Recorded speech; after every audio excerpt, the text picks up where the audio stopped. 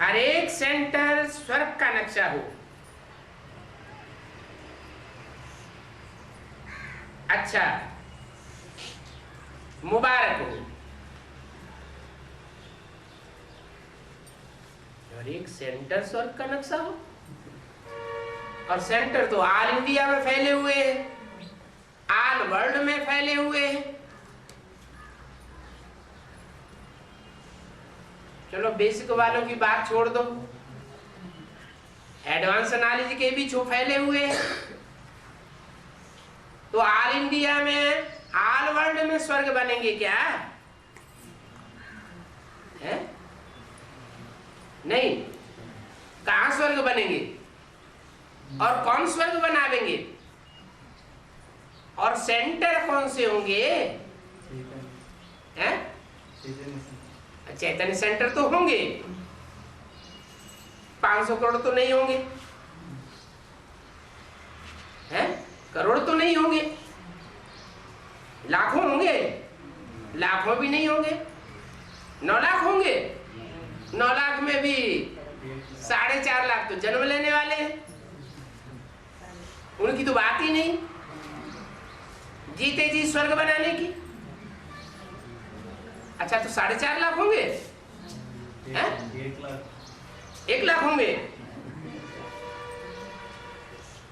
1 लाख माने सूर्यवंशी चंद्रवंशी, हैं?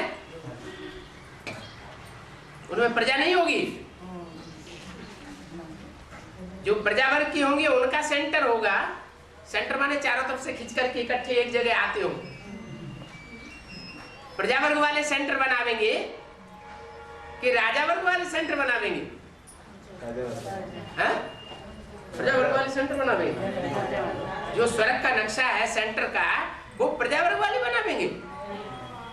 प्रजा वर्ग वाले तो पुरुषार्थ ही अभी नहीं कर रहे हैं, बाद में भले पुरुषार्थ करें जब प्रत्यक्षता हो जाए। तो प्रजा वर्ग वालों की तो 1 लाख की बात है ही नहीं। फिर कितने बनावेंगे? कितने सेंटर स्वर्ग बनावेंगे? अरे कुछ हिसाब होगा कि नहीं होगा? 108 सेंटर होंगे जो स्वर्ग बनावेंगे। अच्छा, उन्हें 108 का कोई सेंटर नहीं होगा। 108 जो है वो अलग अलग ग्रुप के होंगे कि एक ग्रुप के होंगे? अलग अलग ग्रुप के होंगे। तो उन सब ग्रुप्स का एक एक सेंटर होगा कि नहीं होगा? हर एक ग्रुप का सेंट्रलाइजेशन एक में होगा या नहीं होगा? तो कितने बचे? 12 के ग्रुप कितने हुए? 9 ग्रुप हुए। तो कितने सेंटर हुए? 9 सेंटर हुए। अरे पहले तो जो 9 सेंटर हुए, वो 9 सेंटर जो है वो अलग अलग धर्मों से कनेक्टेड है। आखिरी धर्म में होते हैं या सिर्फ एक ही धर्म से कनेक्टेड होते हैं? आखिरी जन्म में। माने वो चैतन्य आत्मा है जो 9 ग्रुप, जिनके 9 ग्रुप्स के जो मुखिया बनते हैं, वो एक ही धर्म से कनेक्टेड होते हैं या सब अलग अलग धर्मों से कनेक्टेड होते हैं? अलग अलग धर्मों से कनेक्टेड होंगे। जो अलग अलग धर्मों से कनेक्टेड होंगे वो तो प्रभावित हो गए। वो सूर्यवंशी चंद्रवंशी तो नहीं रहे नहीं। तो कितने बचे? सूर्यवंशी चंद्रवंशी तो बचे हैं। सूर्यवंशी जो चंद्रवंशी बचे, उनमें भी अव्यक्तवाणी में तो ये बोल दिया है कि एक पावरफुल संगठन तैयार होने पर एक दूसरे को खींचते हुए अंत में 108 की माला का संगठन एक हो जाएगा। यहाँ टाइम किसने बताया? अगले सीजन से। अगला सीजन तो 1 साल के बाद ही आ जाएगा। तो अगले सीजन में सेंटर को स्वर्ग बनाने का जिम्मा फिर कौन उठाएगा? है? जहां एक धर्म,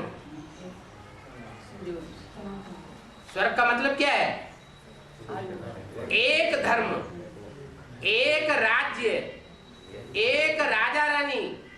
किस पर राजा है?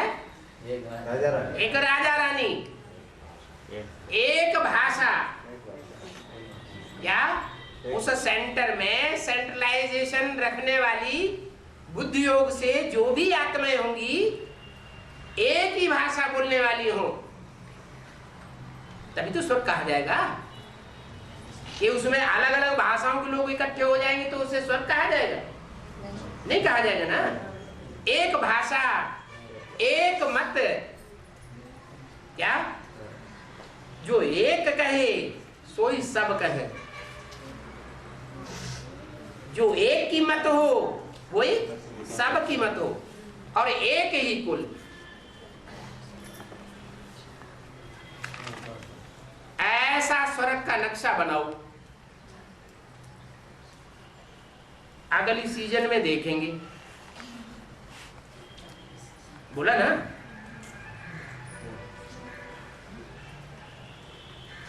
अगर दृढ़ संकल्प किया किसी भी बात का तो डबल विदेशी तो करके दिखाते हैं। अभी संस्कार को इस कार्य में लगाओ, करके ही छोड़ना है।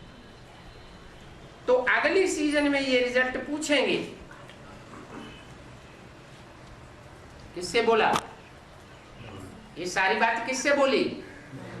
डबल विदेशी। तो कौन से डबल विदेशी किधर हुए हैं? रुद्रमाला में डबल विदेशी कहेंगे कि सिंगल विदेशी कहेंगे?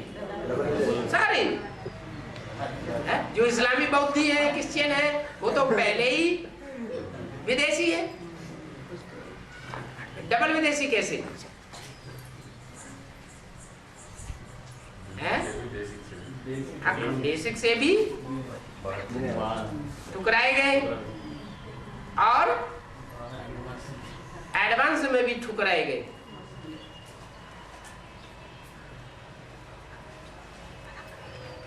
सब उनकी ग्लानि करने लग पड़े। तो हर एक सेंटर स्वर्ग का नक्शा हो अगले सीजन में। ऐसे संभव है? संभव है? कोई गीता पाठशाला ऐसी निकलेगी?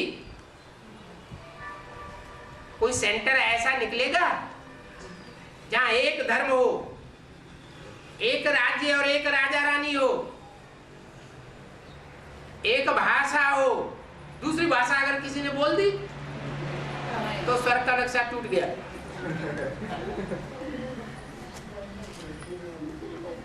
एक मत हो। पहले तो गीता पाठशाला चलाने वाले जो है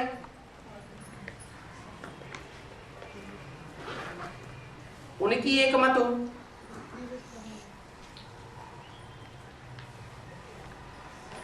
तो हर एक सेंटर स्वर्ग का नक्शा हो। अच्छा, मुबारक हो।